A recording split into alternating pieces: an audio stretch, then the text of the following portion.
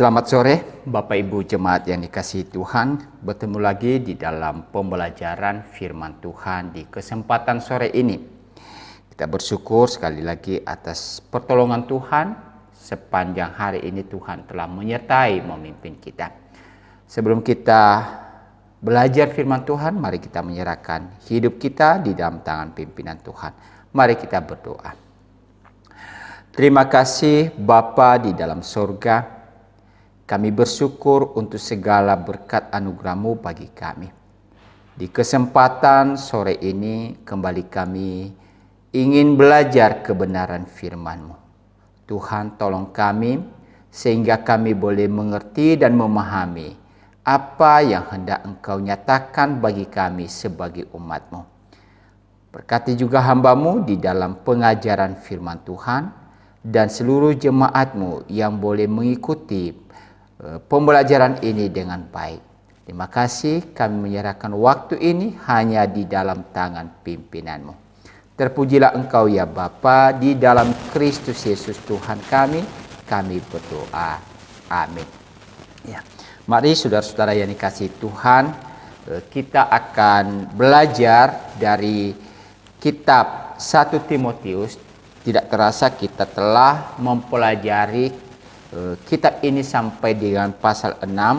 Artinya hari ini adalah bagian terakhir daripada pembelajaran kitab 1 Timotius. Ya, jadi sudah berapa minggu kita boleh memahami, belajar tentang apa yang Tuhan ajarkan di dalam bagian-bagian surat pastoral yang diberikan Rasul Paulus kepada Timotius. Dan hari ini kita akan belajar dengan sebuah tema bagaimana kita menikmati pemberian Allah di dalam kehidupan kita. Mari kita membaca di dalam 1 Timotius pasal 6 ayat 17 sampai dengan ayat yang ke-21. Demikian firman Tuhan. Peringatkanlah kepada orang-orang kaya di dunia ini agar mereka jangan tinggi hati dan jangan berharap pada sesuatu yang tak tentu seperti kekayaan, melainkan pada Allah yang dalam kekayaannya memberikan kepada kita segala sesuatu untuk dinikmati. Peringatkanlah agar mereka itu berbuat baik, menjadi kaya dalam kebajikan, suka memberi dan membagi. Dan dengan demikian mengumpulkan suatu harta sebagai dasar yang baik bagi dirinya di waktu yang akan datang untuk mencapai hidup yang sebenarnya. Hai Timotius, peliharalah apa yang telah dipercayakan kepadamu. Hindarilah omongan yang kosong dan yang tidak suci dan pertentangan-pertentangan yang berasal dari apa yang disebut pengetahuan. Karena ada beberapa orang mengajarkannya dan dengan demikian telah menyimpan dari iman. Kasih karunia menyertai kamu. Ya. Jadi tema kita pada sore hari ini yaitu bagaimana sebagai umat Allah kita boleh menikmati apa yang telah anugerahkan kepada kita. Dan salah satu adalah harta benda atau kekayaan.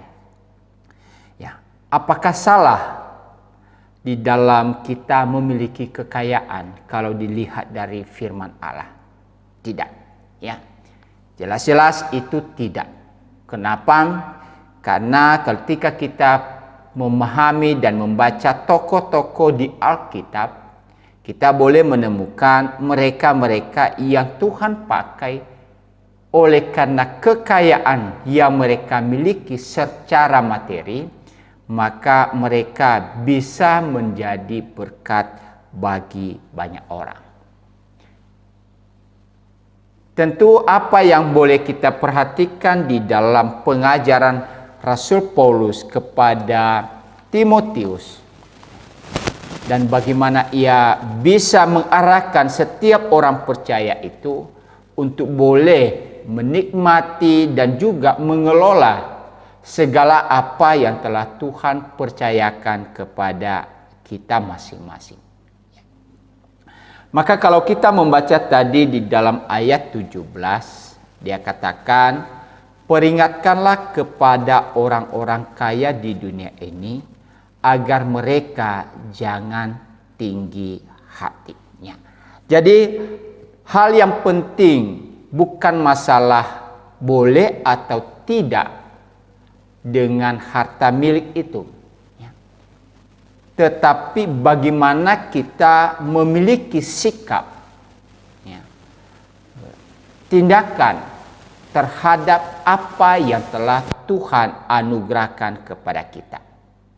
Itulah sebabnya di dalam bagian ini Rasul Paulus ingatkan, ya, memperingatkan orang-orang kaya supaya waspada terhadap berbagai godaan-godaan yang ada. Ya. Apa godaan yang boleh kita lihat di dalam bagian ini? Yaitu kesombongan. Ya. Banyak orang, Bapak, Ibu, dan Saudara, dengan harta benda yang melimpah, maka ia bisa bersikap dengan penuh kerendahan hati. Tetapi banyak orang juga kita perhatikan di akhir-akhir ini di media sosial, ya, yang disebut sebagai orang-orang kaya yang baru itu sangat pamer dengan apa yang mereka dapatkan, walaupun di dalam apa yang mereka dapatkan itu dilakukan dengan cara yang salah. Ya. Tetapi sikap, ya, di mana orang-orang memiliki kesombongan oleh karena mereka merasa bahwa apa yang mereka dapatkan itu adalah sesuatu yang boleh dibanggakan, boleh dipamerkan, ya, boleh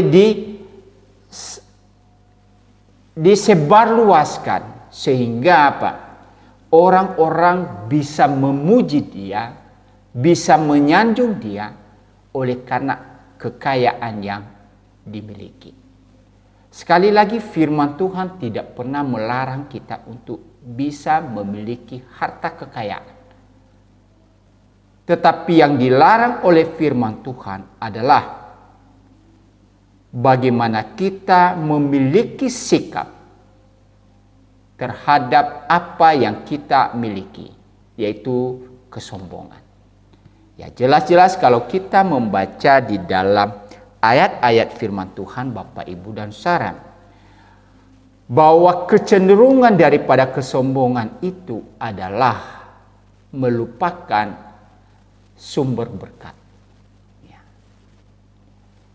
Melupakan siapa yang menjadi penyebab sehingga ia boleh memiliki harta yang melimpah, ya. Jadi kesombongan itulah yang bisa membawa orang di dalam hal-hal melupakan Tuhan di dalam hidupnya sebagai sumber berkat. Kita membaca di dalam kitab Ulangan pasal 8 ayat 14. Saya baca kepada kita. Kitab Ulangan pasal 8 ayat yang ke-14. Ya. Saya baca kepada kita, Bapak, Ibu. Jangan engkau tinggi hati sehingga engkau melupakan Tuhan Allahmu yang membawa engkau keluar dari tanah Mesir, dari rumah perbudakan. Nah, ini kalau kita membaca, itu sebuah nasihat Musa kepada umat Israel yang disampaikan oleh Tuhan. Oleh karena segala harta dan apa yang mereka nikmati dalam hidup mereka, maka diingatkan agar tidak melupakan Tuhan yang telah melepaskan mereka dari perbudakan di Mesir. Bahwa apa yang mereka boleh nikmati saat itu adalah sebuah anugerah daripada Tuhan. Maka diingatkan agar mereka tidak tinggi hati. Dan saya tadi katakan, tinggi hati akhirnya apa? Melupakan sumber berkat itu. Di dalam Yakobus pasal 4 ayat 6. Yakobus pasal 4 ayat ke-6.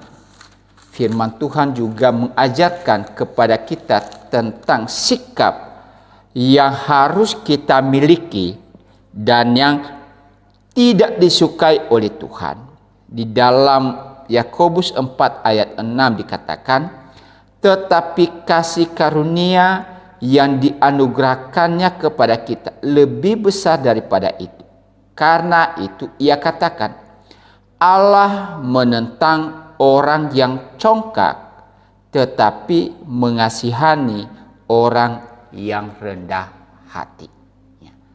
Jadi di dalam ayat-ayat firman Tuhan senantiasa memberikan sebuah penjelasan dan penekanan kepada kita Bapak Ibu, agar kita tidak memiliki sikap kesombongan atau tinggi hati atau kecongkakan. Karena apa yang kita dapatkan, apa yang kita miliki, segala sesuatu adalah bersumber dari Tuhan. Maka di dalam lanjutan yang apa yang disampaikan oleh Rasul Paulus kepada Timotius, agar senantiasa mengingatkan orang-orang yang telah memiliki harta benda yang melimpah yang telah Tuhan anugerahkan kepada mereka. Ya, di dalam ayat 17 selanjutnya, peringatkanlah kepada mereka agar mereka jangan tinggi hati. Kata tinggi hati ini Bapak Ibu dan Saudara di dalam kata Yunaninya yaitu hypselofroneo, di mana kata tinggi hati ini cenderung di mana ia memikirkan hal-hal yang tinggi, menganggap dirinya tinggi, mempunyai pikiran yang sombong, menganggap dirinya lebih penting daripada orang lain karena dia mempunyai lebih banyak uang. Dan sifat kata di dalam ayat ini, jangan tinggi hati, ini adalah sesuatu yang terus menerus terjadi di dalam hidupnya. Jadi Rasul Paulus ingatkan kepada Timotius untuk bisa menasihatkan orang-orang yang telah dianugerahkan Tuhan harta melimpah. Bagaimana mereka harus memelihara apa yang telah Tuhan berikan. Bagaimana mereka harus menikmati pemberian-pemberian Allah itu dalam hidup mereka.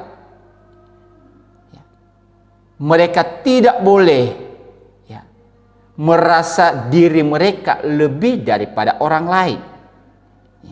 Hanya gara-gara harta benda yang mereka miliki. Sikap merendahkan orang, sikap menghina orang, sikap tidak menghargai orang oleh karena harta benda.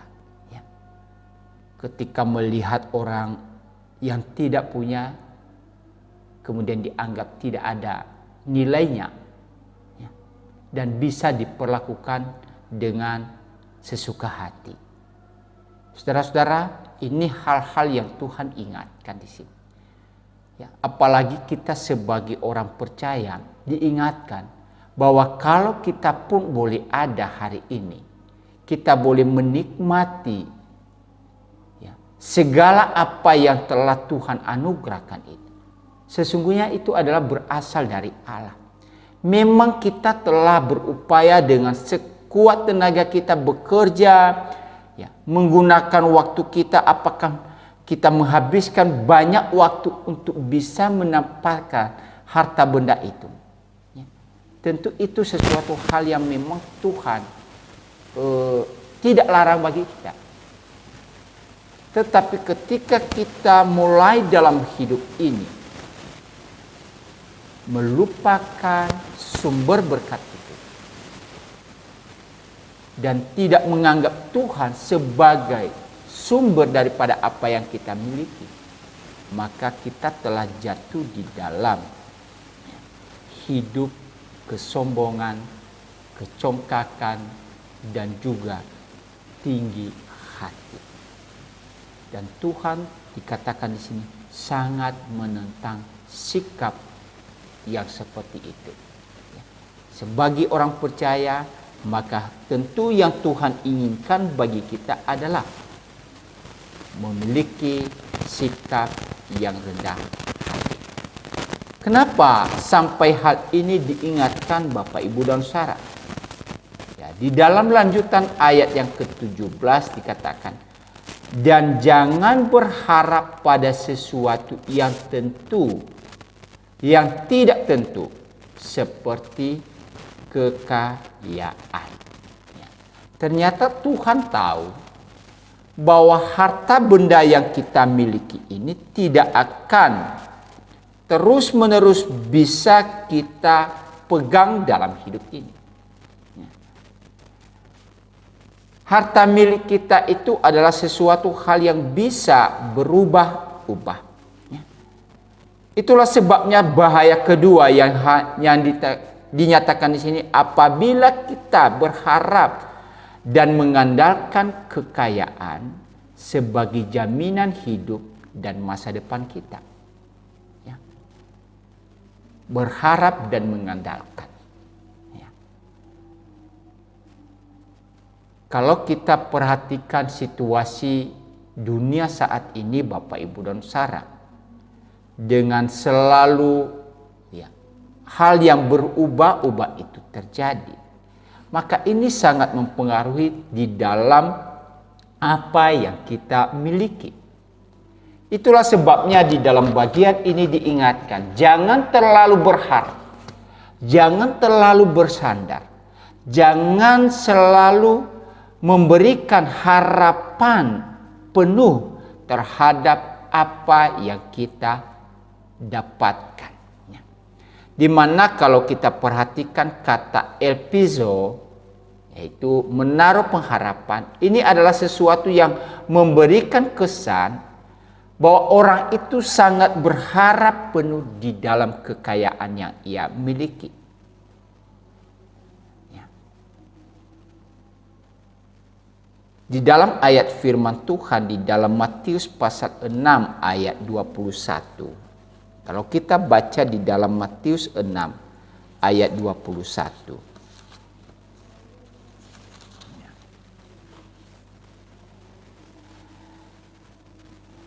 Karena di mana hartamu berada, di situ juga hatimu berada. Jadi Tuhan Yesus sangat menekankan tentang perumpamaan mengumpulkan harta di sini. Di mana di ayat 21, di mana harta kita berada, di situ juga hati kita berada. Jadi kecenderungan manusia untuk senantiasa mengharapkan segala sesuatu yang telah ia miliki. Ia tidak sadar bahwa apa yang ia miliki itu pada suatu saat mungkin ini akan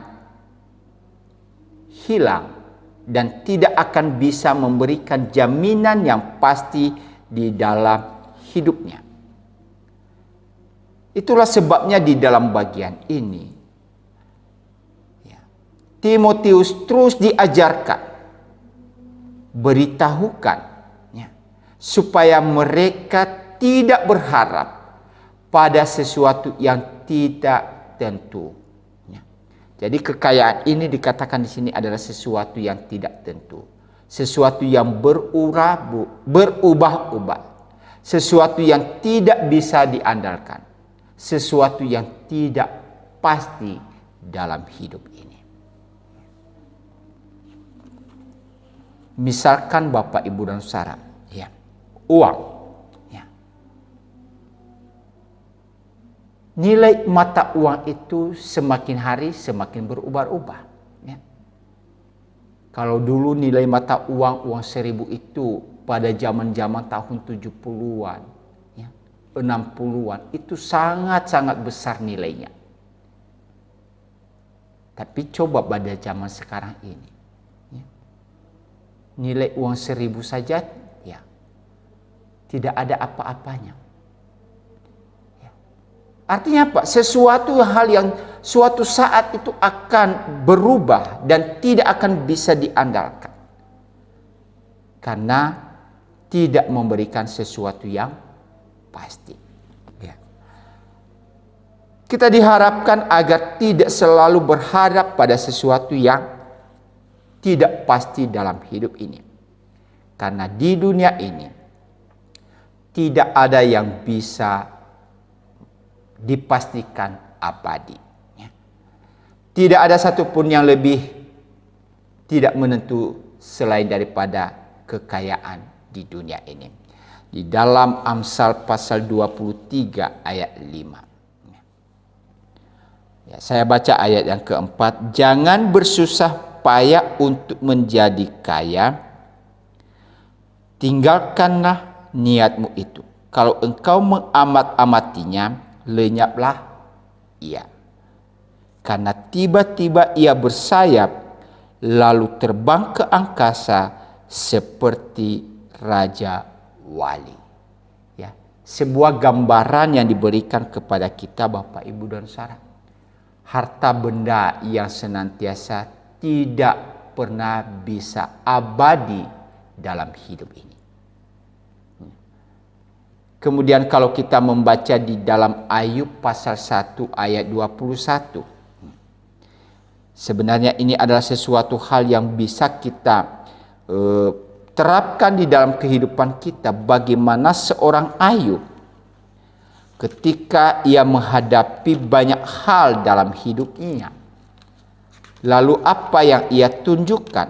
Ya. Ayub pasal 1 ayat 21, ia berkata, dengan telanjang aku keluar dari kandungan ibuku, dengan telanjang juga aku akan kembali ke dalamnya. Tuhan yang memberi, Tuhan yang mengambil, terpujilah nama Tuhan. Ya. Satu sikap yang luar biasa yang perlu kita teladani dari tokoh yang bernama Ayub. Kalau ia mengandalkan hidupnya dan berharap penuh pada apa yang ia dapatkan dan ia miliki, Bapak, Ibu, dan Saudara, mungkin Ayub itu bisa stres, ya, putus asa, dan lain sebagainya. Oleh karena apa? Dalam sekejap harta miliknya habis.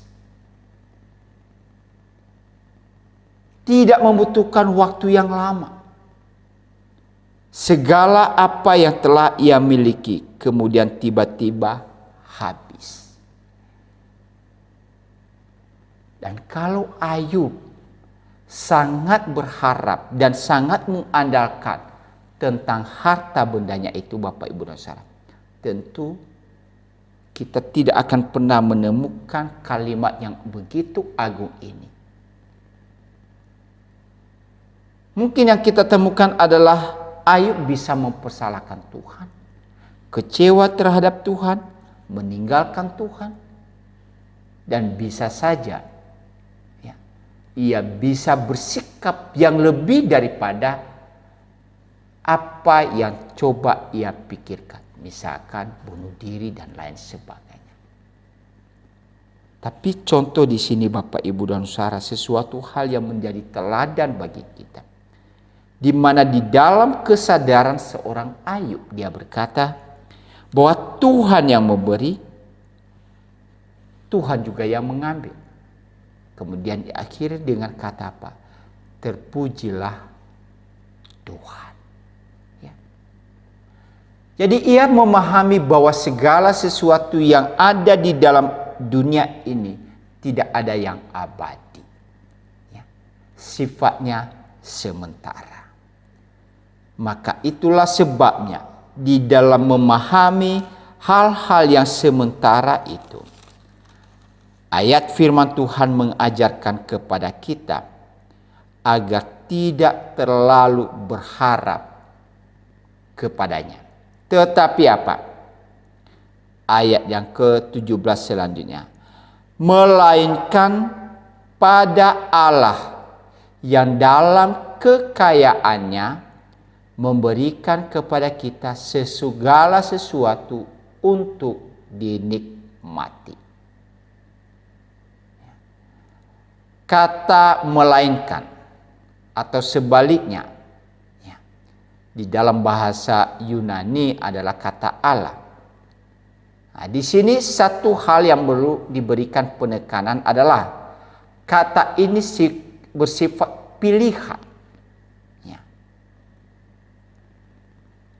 Maksudnya apa Bapak Ibu dan Saudara?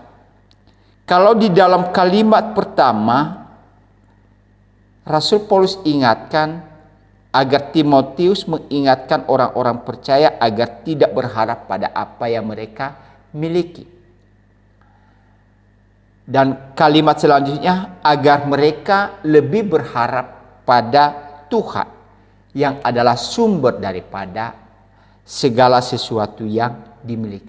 Maka di dalam dua ini, maka ini diletakkan kepada manusia bagaimana ia harus menentukan pilihannya. Apakah ia berharap bersandar pada harta bendanya atau sebaliknya ia berharap dan bersandar kepada Tuhan yang adalah sumber dari segala sesuatu. Jadi kata melainkan di sini adalah sebuah kata pilihan yang diberikan kepada manusia. Apakah saudara dan saya menentukan pilihan kita untuk bersandar kepada Tuhan atau sebaliknya kita bersandar kepada apa yang kita miliki. Kemudian ada kata Allah yang dalam kekayaannya memberikan kepada kita. Kata memberi di sini Bapak Ibu dan Saudara adalah kata dari kata pareho yang memberikan makna apa? Sifatnya terus menerus. Ya. Artinya apa? Bahwa kalau Tuhan melimpahkan berkatnya, Tuhan menganugerahkan kepada kita apa yang harus kita miliki, maka ini akan dilakukan di dalam kehidupan kita bukan hanya sementara, bukan sewaktu-waktu, tetapi ini terus ya diberikan dan disediakan kepada kita. Makanya di dalam kalimat itu dikatakan Allah yang dalam kekayaannya, ya, kekayaannya di sini berarti sumber dari segala hal, akan memberikan kepada kita segala sesuatu. Ya. Kata segala sesuatu menunjukkan apa? Apapun itu dalam hidup ini. Bahwa segala apa yang kita inginkan ini ada pada Allah. Dan tujuan selanjutnya apa? Yaitu untuk kita nikmati. Tuhan memberi kepada kita dengan berlimpahnya. Tidak ada yang bisa kita katakan bahwa Tuhan kita itu adalah kekurangan hikmatnya, kekurangan sumber berkatnya, kekurangan segala-galanya. Karena ini sangat bertentangan di dalam apa yang kita perhatikan di Alkitab. Karena firman Allah menyatakan kepada kita bahwa Tuhan itu adalah sumber segala sesuatu. Maha segala sesuatu. Oleh karena itu saudara-saudara yang dikasihi Tuhan, jangan pernah kita meragukan kuasa Allah di dalam hidup kita. Sehingga ketika kita meragukan kuasa Allah, maka kita bertindak di luar daripada apa yang Tuhan nyatakan bagi kita. Termasuk tadi di dalam ayat ini, yaitu kita mencoba menggantikan kedudukan Allah yang adalah sumber segala sesuatu, tapi sekarang kita menjadikan diri kita sebagai sumber segala sesuatu. Kita menjadikan harta kita sebagai sandaran hidup kita. Kita menjadikan segala apa yang kita raih, pekerjaan kita, jabatan kita, kekuasaan kita, sebagai sandaran kehidupan kita. Namun sekali lagi, ini adalah sifatnya sementara. Orang percaya seharusnya tidak menyandarkan hidupnya kepada hal-hal yang sifatnya sementara. Kita membaca satu perumpamaan daripada Tuhan Yesus di dalam Injil Lukas. Di dalam Injil Lukas, di mana Tuhan Yesus memberikan sebuah perumpamaan. Orang yang menyandarkan hidupnya terhadap apa yang ia miliki. Di dalam Lukas pasal 12 ayat 16 sampai dengan ayat yang ke-21. Ya, saya baca mulai dari ayat 13. Seorang dari orang banyak itu berkata kepada Yesus, "Guru, katakanlah kepada saudaraku supaya ia berbagi warisan dengan aku." Tetapi Yesus berkata kepadanya, "Saudara, siapakah yang telah mengangkat aku menjadi hakim atas atau pengantara atas kamu?" Katanya lagi kepada mereka, "Berjaga-jagalah dan waspadalah terhadap segala ketamakan. Sebab walaupun seorang berlimpah-limpah hartanya, hidupnya tidaklah tergantung daripada kekayaannya itu." Kemudian ia mengatakan kepada mereka suatu perumpamaan, katanya, "Ada seorang kaya, tanahnya berlimpah-limpah hasilnya. Ia bertanya dalam hatinya, apakah yang harus aku perbuat? Sebab aku tidak mempunyai tempat di mana aku dapat menyimpan hasil tanahku." Lalu katanya, "Inilah yang akan aku perbuat. Aku akan merombak lumbung-lumbungku dan aku akan mendirikan yang lebih besar, dan aku akan menyimpan di dalamnya segala gandum dan barang-barangku. Sesudah itu aku akan berkata kepada jiwaku, jiwaku, ada padamu banyak barang, tertimbun untuk bertahun-tahun lamanya. Beristirahatlah, makanlah, minumlah, dan bersenang-senanglah." Tetapi firman Allah kepadanya, "Hai engkau orang bodoh, pada malam ini juga jiwamu akan diambil daripadamu. Dan apa yang telah kau sediakan, untuk siapakah itu nanti?" Demikianlah jadinya dengan orang yang mengumpulkan harta bagi dirinya sendiri, jikalau ia tidak kaya di hadapan Allah. Jadi di sini kita memperhatikan perumpamaan Tuhan Yesus yang di dalam teks Alkitab ini dikatakan seorang kaya yang bodoh. Ia telah mendapatkan banyak hal. Ia telah memperoleh banyak hal. Kemudian ia mencoba menyandarkan hidupnya terhadap apa yang ia dapatkan itu. Lalu ia berkata, bersenang-senanglah, makanlah, minumlah, istirahatlah, senangkanlah dirimu dengan apa yang telah engkau dapatkan. Tapi firman Tuhan ingatkan, bahwa orang kaya ini tidak tahu bahwa pemilik hidup ini adalah Tuhan. Itulah sebabnya kalau engkau malam ini pun, jiwamu akan diambil. Lalu untuk siapa segala harta yang engkau dapatkan itu? Siapa yang menikmatinya? Bukankah orang kaya yang tadi di dalam perumpamaan ini, ia tidak akan bisa menikmati segala apa yang telah ia miliki ini. Justru orang lain yang bisa menikmatinya. Artinya apa Bapak Ibu dan Saudara? Dalam perumpamaan Tuhan Yesus ini sebenarnya mengingatkan, seperti di dalam ayat 15 itu, berjaga-jagalah dan waspadalah terhadap segala ketamakan. Jadi Tuhan inginkan kepada setiap orang percaya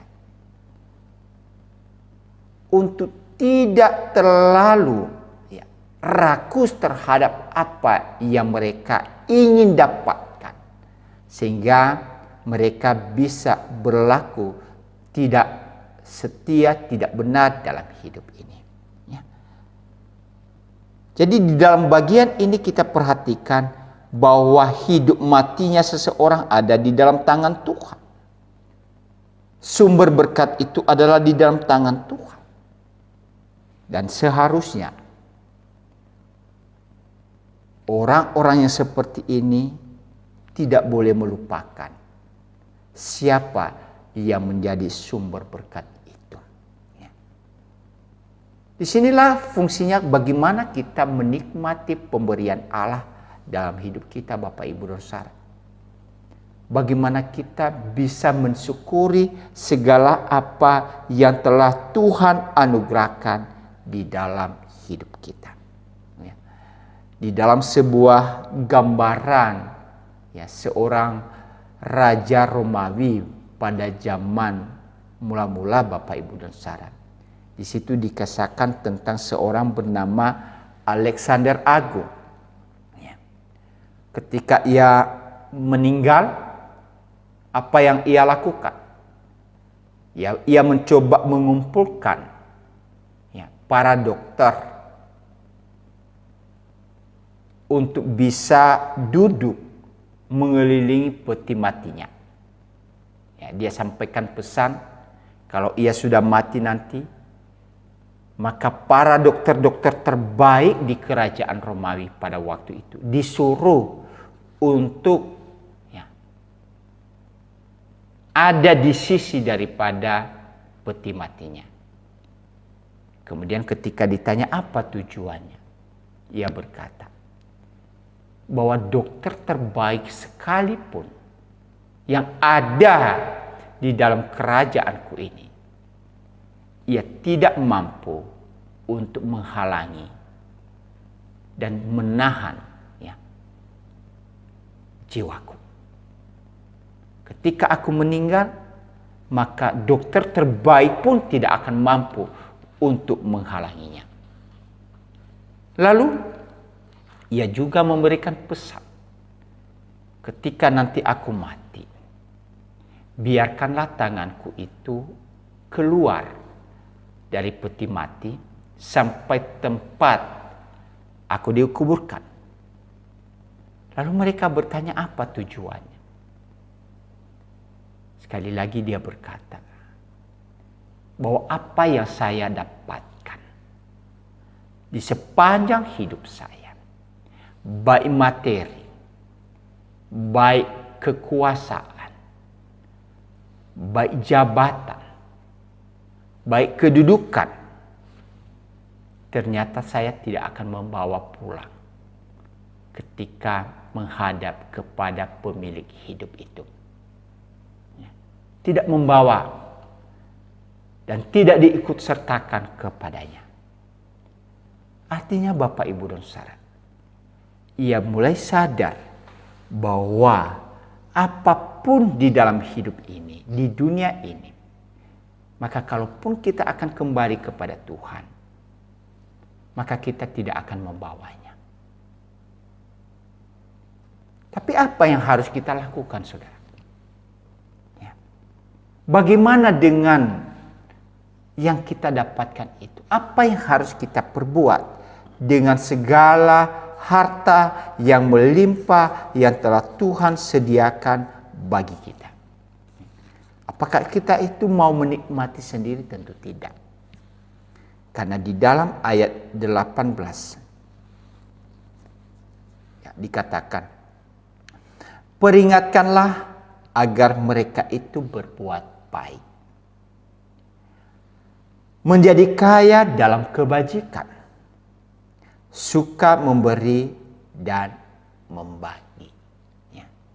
Jadi kekayaan yang dimaksudkan di sini bukan di dalam hanya bersifat materi semata, tetapi kekayaan itu lebih kepada bagaimana kita bisa menunjukkan sikap, tindakan yang bisa memberikan manfaat bagi orang-orang yang ada di sekitar kita atau kepada orang lain.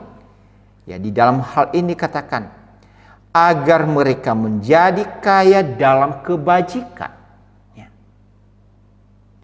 Yaitu berbuat baik di hadapan dan yang bisa dilihat dan dinikmati orang. Ya, sekali lagi ini bukan sikapnya pamer terhadap apa yang telah ia dapatkan, tetapi dari apa yang telah Tuhan anugerahkan kepadanya, kemudian ia coba itu menolong, membagikan itu sehingga orang-orang lain bisa menikmati, merasakan ya, dari apa yang telah ia miliki itu. Ya, ia bisa berbagi. Makanya tadi di dalam ayat ini suka memberi dan membagi. Ya. Itu adalah sesuatu yang terus ia lakukan. Atau dikatakan di sini adalah sebagai gaya hidup. Ya. Suka memberi dan membagi dan melakukannya itu dengan penuh kesenangan hati. Ya. Jadi satu hal yang sangat luar biasa bagaimana Tuhan menunjukkan kepada kita agar kita bisa menjadi berkat bagi banyak orang. Tidak hanya memikirkan untuk diri kita sendiri. Ya. Karena di beberapa waktu yang lalu kita pernah belajar bagaimana fungsi diakonia. Ya. Fungsi sosial itu senantiasa boleh dilakukan. Dan tujuannya adalah baik untuk saling menolong satu dengan yang lain. Ya.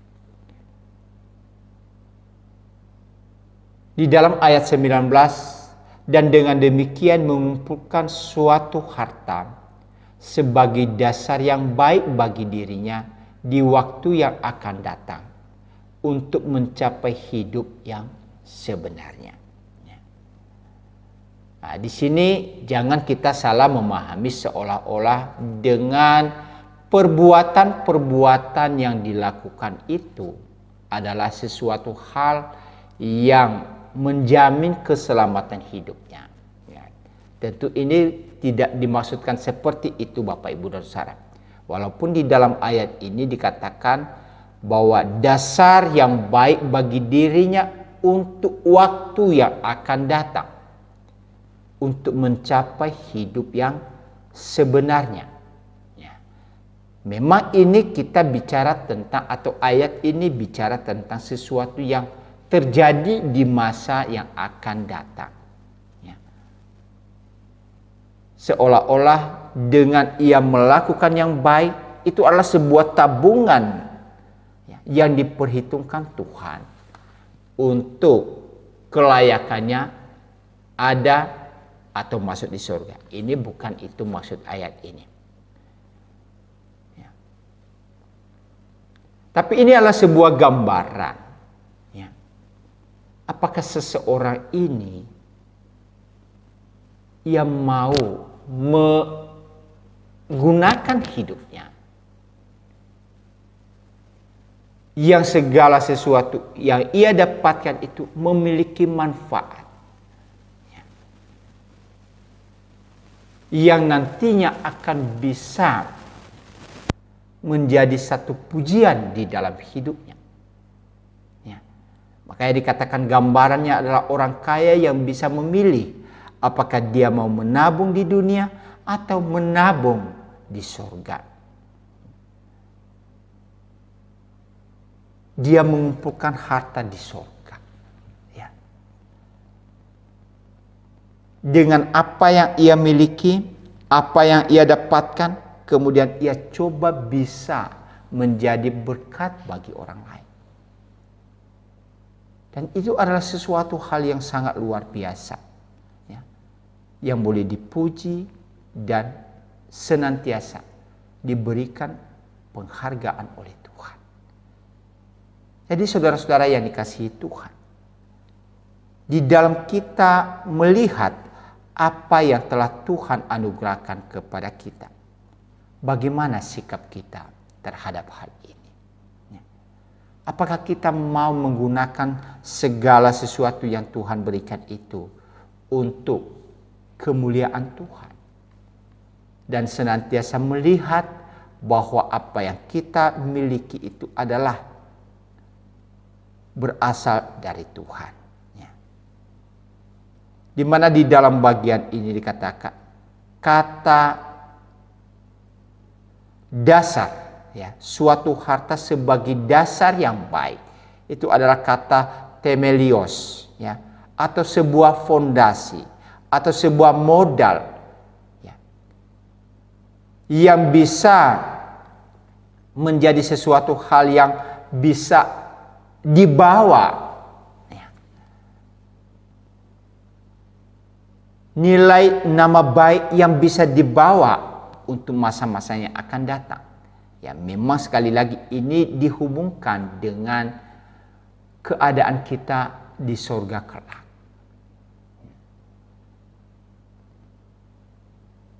Di mana hasil dan upaya dan apa yang telah kita lakukan di dalam kehidupan kita di dunia ini, maka kita akan mendapatkan upah seperti apa yang telah kita lakukan. Ya. Maka ini katakan itu, mari kita terus menabung sesuatu hal yang baik dalam hidup ini. Menabung segala sesuatu yang benar dalam hidup ini. Termasuk bagaimana kita melakukan kebajikan, bagaimana kita bisa bersikap untuk memberi dan berbagi bagi orang lain. Mengumpulkan suatu harta sebagai dasar yang baik bagi dirinya di waktu yang akan datang, supaya mereka memperoleh hidup yang kekal. Ya. Tadi saya katakan jangan dipahami ayat ini seolah-olah bahwa dengan saya melakukan perbuatan baik, maka itu adalah sebuah jaminan masuk surga. Ya.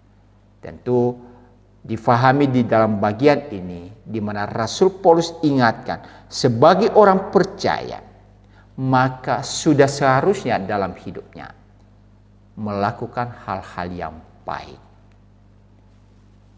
Ya. Di mana tujuan dari semuanya itu adalah supaya mereka beroleh atau ikut merasakan hidup yang sebenarnya. Ya. Di dalam ayat yang ke-12,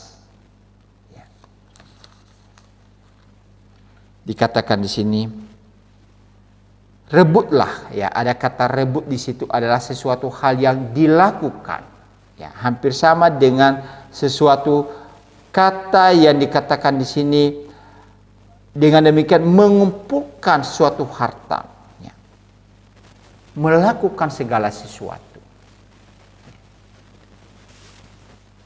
Artinya Bapak Ibu dan Saudara, ia ikut merasakan kehidupan kekal itu. Karena dia hidup untuk hidup yang akan datang. dan memilih untuk tidak mementingkan hidupnya sendiri di dunia ini, ya.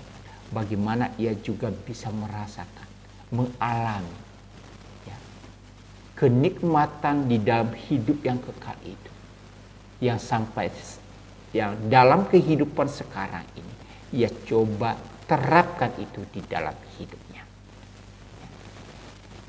Itulah sebabnya di dalam bagian ini sekali lagi bagaimana kita bisa, ya, menggunakan harta benda yang telah Tuhan anugerahkan bagi kita. Dan hal yang tidak kalah penting di dalam bagian ini juga Rasul Paulus ingatkan, ya, bagaimana sikap seorang pelayan Tuhan menghadapi jemaat atau orang-orang yang memang memiliki harta melimpah. Maka sebagai seorang hamba Tuhan, ia tidak boleh segan untuk menegur, untuk berbicara, untuk memperingatkan orang-orang kaya agar selalu waspada terhadap kesombongan dan sifat mengandalkan harta atau kekayaan mereka. Seorang hamba Tuhan tidak boleh segan-segan untuk mengingatkan ini demi kebaikan daripada orang-orang kaya itu sendiri. Jadi tidak boleh segan, tidak boleh malu atau tutup mulut untuk mengingatkan ini. Kemudian apa? Dalam berbuat baik kita harus mencari kemuliaan, kehormatan, dan ketidakbinasaan. Maka hidup kekal akan menjadi akhir daripada segalanya. Jadi itulah yang senantiasa diingatkan, ya, untuk selalu bisa melakukan segala apa yang menjadi tanggung jawab. Mengingatkan, menasihati, untuk selalu waspada terhadap segala apa yang dia miliki atau apa yang kita miliki. Maka di bagian akhir ini dikatakan oleh Paulus kepada Timotius, "Hai Timotius, peliharalah apa yang telah dipercayakan kepadamu. Hindarilah omongan yang kosong dan yang tidak suci, dan pertentangan-pertentangan yang berasal dari apa yang disebut pengetahuan." Pelajaran apa yang kita bisa lihat di sini? Pertama adalah memelihara apa yang dipercayakan kepada kita sebagai seorang hamba Tuhan. Oleh karena ini merupakan kepercayaan yang besar yang telah anugerahkan kepada kita. Kemudian yang kedua, menghindari omongan orang yang kosong jika mereka hendak memelihara apa yang telah dipercayakan kepada mereka. Sebab omongan itu kosong dan tidak suci. Maksudnya apa, Bapak Ibu dan Saudara? Ya, hindarilah omongan yang kosong. Jadi dalam pelajaran sebelumnya adalah berkaitan dengan apa? Adu argumen. Ya. Siapa yang lebih berpengetahuan? Siapa yang lebih pandai? Siapa yang lebih pintar di dalam berbicara? Tetapi dalam tindakan tidak ada sama sekali. Ya, ini yang dikatakan, yang dimaksudkan di sini. Hindarilah omongan yang kosong. Ya. Di dalam perdebatan-perdebatan itu akhirnya apa? Saling melukai satu dengan yang lain. Maka di dalam hal ini dihubungkan dengan apa? Pengetahuan, ya, yang tidak ada artinya, ya, tidak ada gunanya. Hanya ingin menang terhadap lawannya dalam tataran siapa yang lebih pintar. Nah, itulah yang dihindari di dalam bagian ini. Maka saudara-saudara yang dikasihi Tuhan, di mana di dalam bagian ini diingatkan kepada kita agar kita juga tidak jatuh di dalam sikap-sikap seperti ini. Tapi apa yang harus kita miliki? Yaitu bagaimana kita membuktikan kebenaran Injil dan sejalan dengannya di dalam tindakan dan apa yang kita lakukan dalam hidup ini. Nah, inilah ilmu yang sejati. Mengerti tentang Injil, mengerti kebenaran Injil, dan menghidupi kebenaran Injil itu dalam kehidupan sehari-hari. Nah, jadi sebagai orang percaya, mari kita senantiasa mensyukuri segala apa yang telah Tuhan berikan bagi kita. Mari kita menikmati itu. Dan marilah kita menggunakan segala sesuatu itu untuk kemuliaan nama Tuhan. Kiranya melalui pembelajaran-pembelajaran yang telah kita pelajari dalam surat pastoral kepada Timotius ini boleh memperkaya kita Bapak Ibu dan Saudara, bagaimana kita bersikap baik di dalam menghadapi berbagai masalah, baik itu konflik oleh karena perbedaan pandangan, baik di dalam kita bersikap bertindak terhadap orang-orang lain oleh karena perbedaan status sosial, usia, dan lain sebagainya. Dan yang terakhir, bagaimana kita mampu untuk menikmati segala anugerah atau pemberian Allah kepada kita dengan sebaik-baiknya. Jauhkan kesombongan, tapi hiduplah di dalam kerendahan hati. Andalkan Tuhan sebagai sumber segala berkat itu dalam hidup kita.